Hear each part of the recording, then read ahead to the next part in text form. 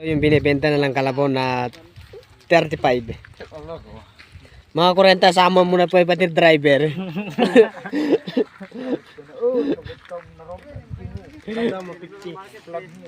Dito po kami noon sa Manabayukan. Ayan, no, malapit na po kami. Ayan, kung natatanong niyo po doon sa sa Kawayan, napakadilim.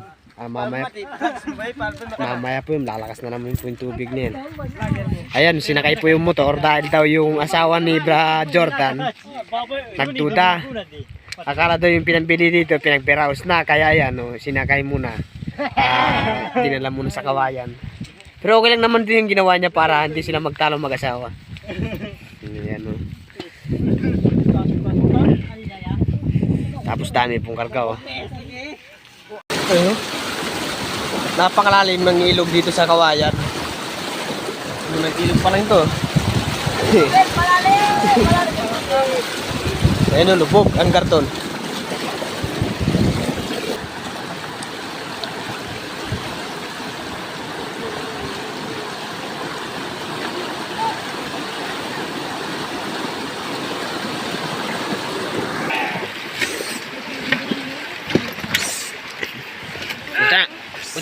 Utan. Bato, Bob. Yan dapat marami. Nasa 100 na sako. Kaya niyang kalabaw. Tignan niyo, maldita lang po yung kalabaw niya. Oh, meron na ngayon uso na yun, yung Tagalog na ganun. Samahan nyo, amoy na. Yeah, boy. Hindi, nilagyan mo na yun. Pwede naman tanggalin yun eh. Ikaw na. Sa vlog, hindi pwedeng puro ka serious. Dapat may kumbaga pamagat. Okay lang, sir. Papunta sa pinatubo to. Pinatubo ng mga peoples, mga ita. Dubai ang Kawayan.